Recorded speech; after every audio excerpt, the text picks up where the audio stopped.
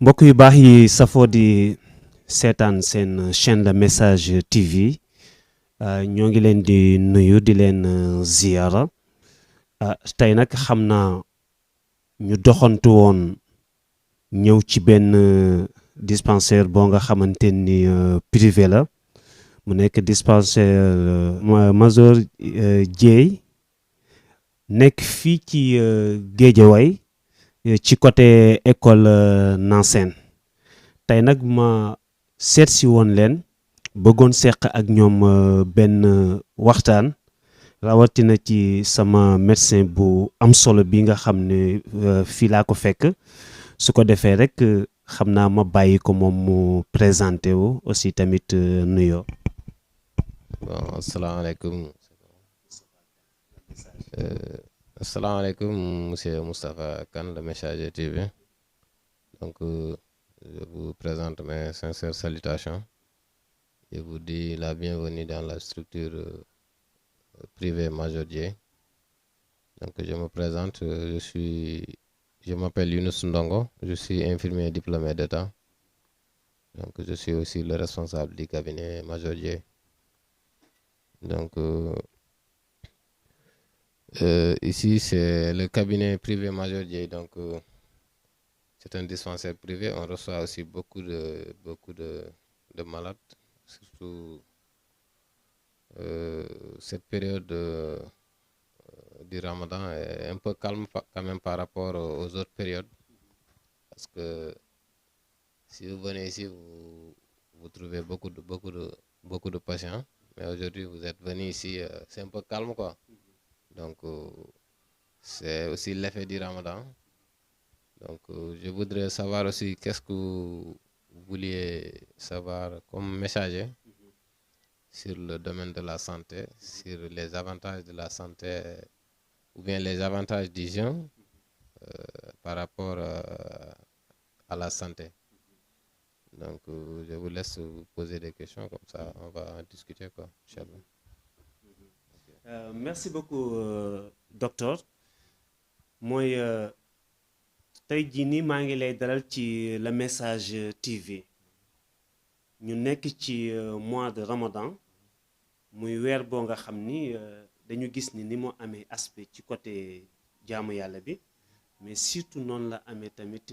aspect ci côté santé. tey sama première question bëggoon naa xam tuuti ci weeru koor bi avantage yi nga xamante ni am na ko ci santé doomu aadama. Merci le messager. Donc weeru koor moom ñun ñëpp xam nañ ni vraiment weer bu sell la. Donc il y a beaucoup d'avantages dans le domaine de la santé. Surtout c'est les patients diabétiques ñi nga xamante ni dañoo am diabète. am na ñi nga xamante ne suñu amee yenn taux de sucre yi, donc duñu mën a woor quoi. Xam nga diabétique su amee yenn taux yi, xam nga day gaaw a xiif, day gaaw a mar, day tuur ndox aussi lu bëri. ñi nga xamante ni suñu amee yenn taux yi comme 3 grammes 4 grammes jëm ci kaw, ñoom mun nañ am, c'est-à-dire koor gi mun na am effet ci seen wér-gu-yaram quoi. mun na leen def miir, mun na leen def ay signes yi nga xamante ne ça leur affaiblit quoi. Donc c'est les diabétiques, il est de préférence pour nga mën a woor il faut nga am un taux un peu équilibré quoi. nga am un taux équilibré, nga suivre ce régime comme lu ñu la tere, ñamu suukar yi et tout ça. donc diabétique moom dafa am régime boppam quoi. régime alimentaire diabétique ak régime alimentaire non diabétique, c'est un peu différent, parce que diabétique du jël suukar comme suñu suukar bu ñuy lekk du ko jël, parce que am nañ seen suukar bopp, am na lu ñu leen tere, am na li nga xamante ni quantité de am na li nga xamante ni ñoom dañ leen di tere, yi nga xamante ni lekk c'est-à-dire ceeb bi comme le riz là ñu lekk ci une quantité suffisante. ñoom daal am nañ limite bu ñu war a yam quoi. suñ ko dépassé rek ça peut jouer sur le taux de glycémie, ça peut faire une hyperglycémie. ñàkk lekk bi aussi mën na leen def hypoglycémie mooy nga xamante ni taux bi dafa wàcc comme ay 0,6 0,7 grammes par litre fekkee ni dafa yéeg ay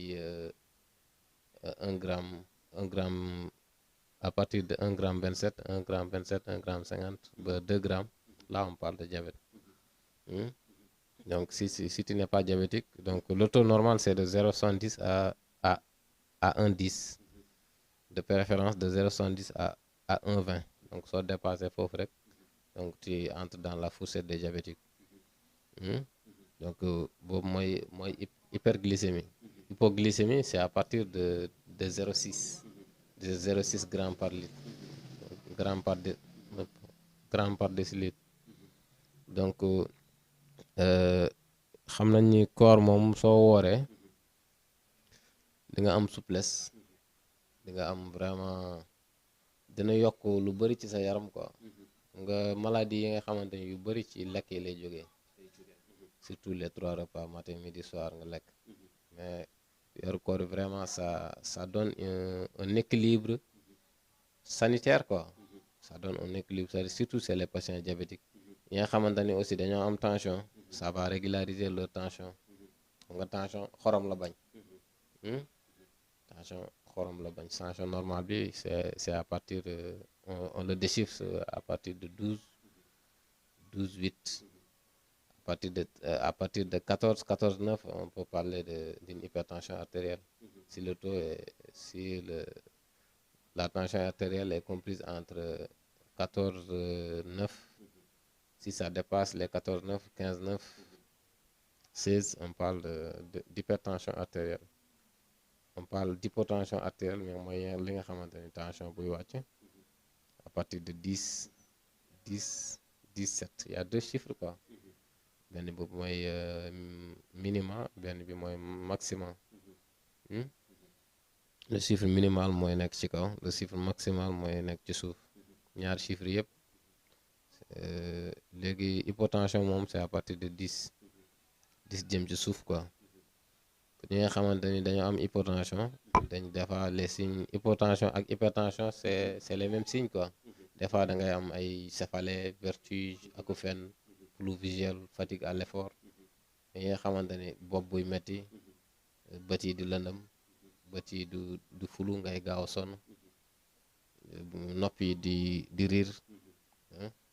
Yooyu yëpp c'est des signes de l'hypertension artérielle ou bien de l'hypotension artérielle. Donc soo wooree au moins yooyu noonu jeûne bi dina vraiment dina la appuyer ci lu bari ci sa wérgu yaram quoi. Parce que dina tax nga am un bon équilibre. Parce que de préférence jeûne moom de préférence dañuy wax ni balaa ngay woor foog nga xëdd quoi. soo xëddee comme ça, soo xëddee le matin fajar gi comme ça va te permettre quand même le journée nga am force quoi. Comme par exemple soo xëddul nga bëgg woor mën nga am des risques d'hypoglycémie. nga sa yaram su amul suukar rek mën nga am des vertiges quoi. miir boobu noonu mën na la tere donc sa koor. kon déjà su ma seetloo ci surtout ci point boobu nga agsi muy ci côté xëdd bi, ndax xam nga surtout ci wàllu éducation religieuse dañuy gis ni le prophète Mahomet Muhammad sallallahu alayhi wa sallam dafa digle na bu baax surtout ñuy xëdd. kon dañuy gis ni kon ci côté santé xëdd lu am solo la ci santé doomu aadama bi. Soo xëddee dalay may vraiment dalay permettre comme ça journée bi nga am un bon équilibre quoi. Ça di nga mën a gérer ba ay 14h 15h et plus cher quoi. Parce que soo xëddul nga bëgg a xëy sa yaram su amul force, donc tu es déjà affaibli, ton système immunitaire est faible quoi. Donc si sa système immunitaire su faible nga mën a nga bëgg a def yenn activités yi, donc tu tombes. Donc xëdd bi def ci am solo quoi. De préférence même soo xëddul jógal nga naan ndox wala nga jël sa benn tàndarma wala sa ñaar tàndarma comme ça nga am tuuti sucre quoi. bëggoon naa ñëw sax ci côté tàndarma boobu. xam nga souvent nit ñi suñu wooree dañuy jëfandikoo tàndarma bi, mais tàndarma bi lan moo tax ñuy taamu ci koor gi di jëfandikoo lu bari ci tàndarma daal. tàndarma waaw xam nga tàndarma moom ñëpp xam nañ ni c'est un produit bu baax la quoi parce que de préférence soo gisee ñu woor ba dog suñu dogee tàndarma la ñuy njëkk a jël parce que sa yaram day soxla sucre parce que soo xoolee bi nga xëddee presque ay 5 heures du matin ba 19 heures et demi xam nga tu as besoin du sucre tu as besoin de l'eau moo tax de préférence ñu jël tàndarma bi parce que tàndarma bi moo gën a sucre naturel la quoi soo ci jëlee soo ci jëlee au moins ça va permettre à l'organisme ça renforce l'organisme un peu quoi tu vois donc même soo gisee ñi nga xamante ni dañoo am hypoglycémie des fois de préférence dans la santé on utilise ça ñi nga xamante ni dañoo am seen sucre dafa wàcc ñu jox leen tàndarma wala ñu jox leen un peu de sucre quoi pour mu mën a lever pour mu mën a lever obstacle bi quoi waaw tàndarma moom am na ci solo loolu parce que ça permet vraiment il y a beaucoup d'avantages quoi même ci diine bi yéen ci wàllu boobu. docteur loolu am na solo mais bala ma jeexal émission bi tamit mënuma woon ñàkk a laaj surtout ci période koor bi naam koor gi am na ci côté santé lu bari loo nga xam ne dina ko dimbalee nit ki mais est-ce que tamit amul ay danger ci surtout jeunes yi nga xam ne dañoo fonk sport mais woor di def sport te dogagoo loolu tamit est-ce que amul ay inconvénients. Oui, il y a des inconvénients xam nga soo wooree déjà da ngay faible mooy sport c'est de l'effort physique tu fournis de l'effort plus parce que soo wooree yow sa yaram lu muy laaj doo ko mën a attan quoi da ngay gën a faible inconvénient bu mag la sax parce que soo wooree di def sport da ngay am déséquilibre hydroélectrique xam nga soo defee sport tu fournis de la sueur d'habitude ñun de préférence su ñuy def sport dañuy faral di yóbbaale ay butéelu ndox et tout ça comme ça soo ñàkkee nga mën a naan mais soo wooree nga bëgg def sport nga ñàkk te dogagoo loolu mun na am ça peut créer des risques au niveau de ta santé quoi ça peut même tu peux même avoir un malaise ou bien une hypoglycémie parce que effort bi ngay fournir ak sa système c'est-à-dire sa système du ko attan quoi xam nga système immunitaire su faible rek yow da ngay las quoi comme par exemple soo xiifee nga bëgg ci boole sport parce que effort physique bi ngay fournir ak xiif bi ñaar yooyu suñu defee interaction da ngay gën a faible donc moo tax de préférence de préférence il faut faire le sport après la rupture même après la rupture il faut pas fournir beaucoup d'efforts quoi juste 30 minutes 15 minutes de marche ou bien 15 minutes au trot c'est bon c'est ça qui est recommandé quoi mais pas de faire de l'effort physique avec excès quoi donc il faut que les jeunes veillent sur ça parce que ça peut même créer ça peut même leur faire c'est-à-dire mun nañu am sax xam nga soo defee effort sax yow soo faible da ngay kii te sa heure ndogu su jotagul yow mun nga fa jaaree sa koor yàqu. Voilà. docteur loolu am na solo xam naa sama dernière question dafay dellu même ba tey dañuy gis ni léeg-léeg boo xoolee soo wooree parce que daanaka depuis ci suba gi ba keroog ngoon di jot diggante boobu lekkoo naanoo mais majeure partie dañuy seetlu ni nit ñi suñu xisee ba dog aussi dañuy tegale lekk yi maanaam comme si ñoom li ñu pertoon ci bëccëg bi yëpp dañuy bëgg dabaatal ko ci benn heure boobu est-ce que loolu tamit amul ay inconvénients yu mu mën a def ci santé doomu aadama. si loolu xam nga ñun sénégalais moom dañoo bëgg lekk quoi. xam nga soo dogee nga bëgg a jël tous les 3 repas dans un laps de temps parce que xam nga diggante ndog ak reer am na ñi nga xamante ne dañuy teel a reer. dina mat à l'espace de 2 heures de temps nga bëgg ci lekkaat. yooyu noonu mun na créer des inconvénients au niveau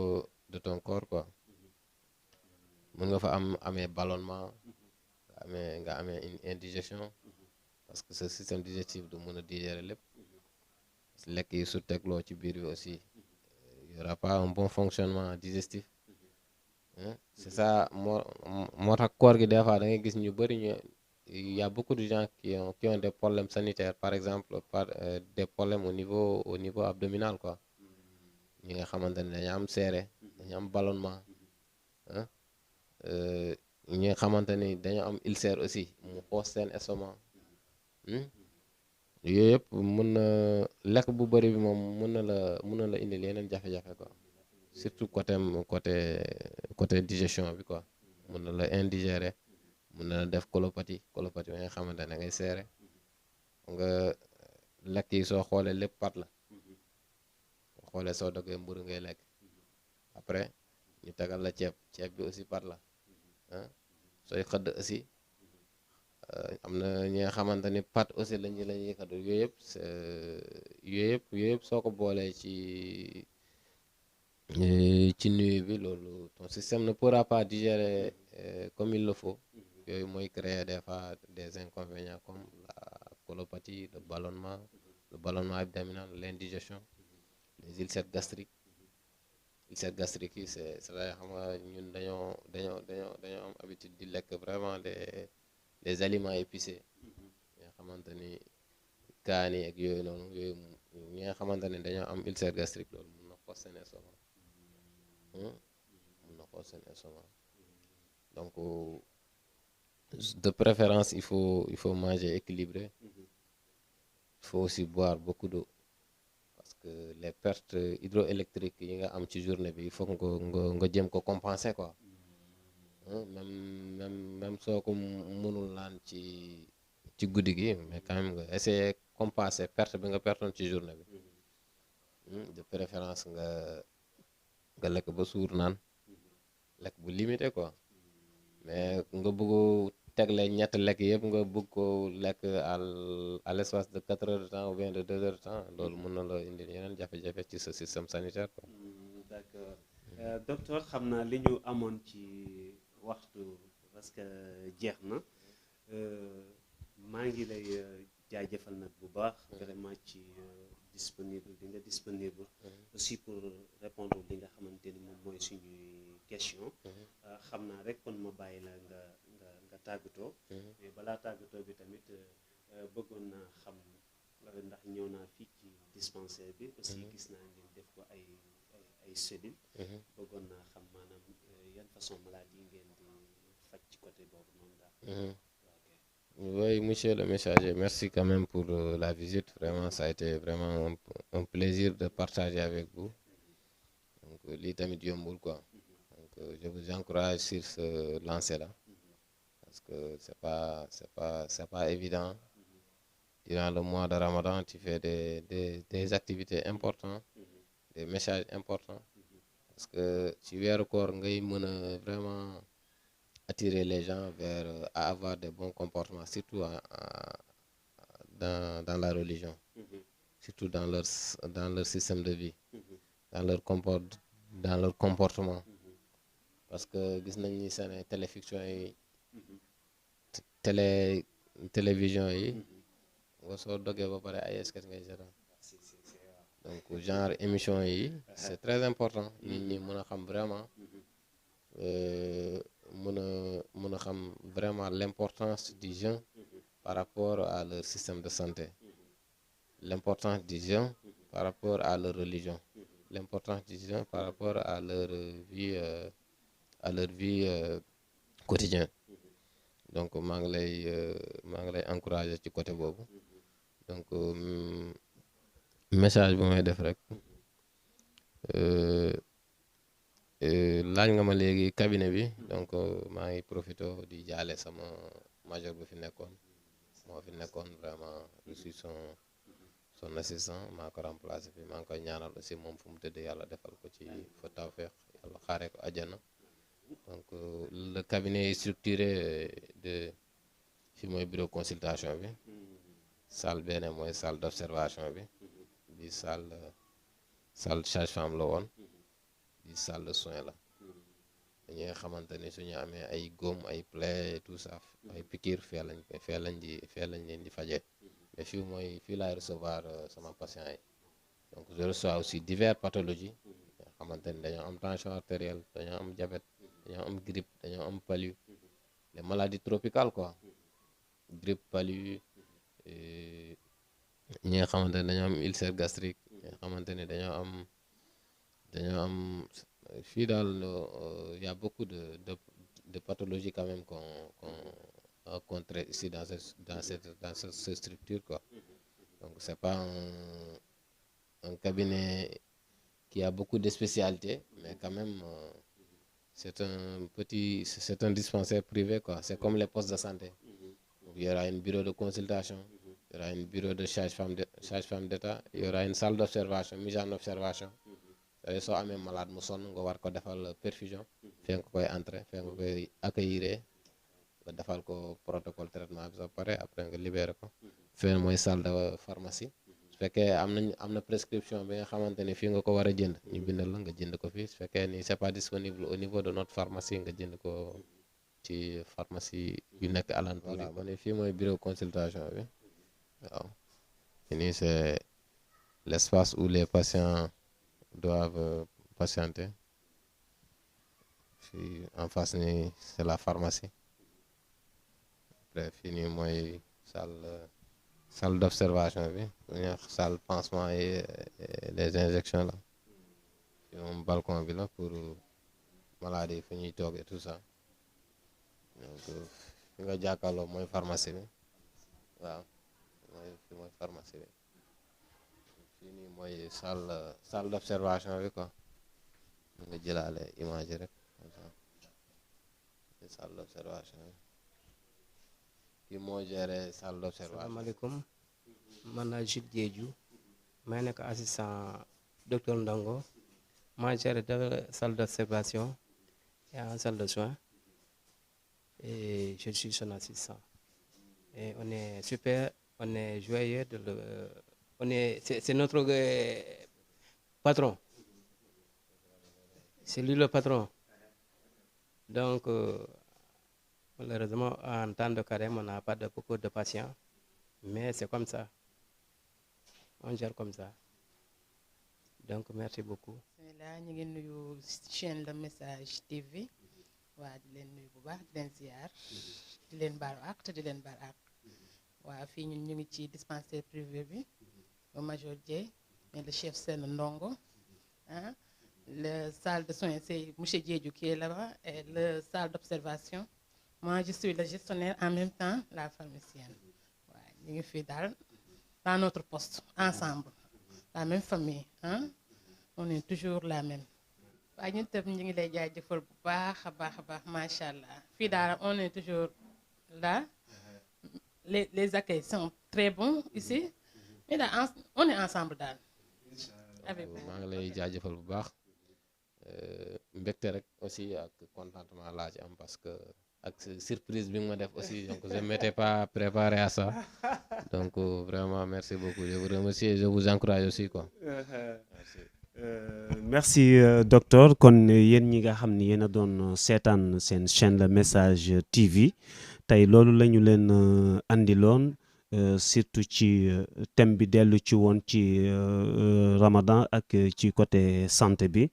vraiment ma am nag mbégte ak contentement ñëwoon fii ci poste de santé bi nga xamante ni wala dispensaire privé bi nga xamante ni tabarkalla Major Dieye moom moo fi nekk ma fekk fi sama docteur bu am solo bi vraiment mu recevoir ma waxtaan ak man di leen ñaanal rek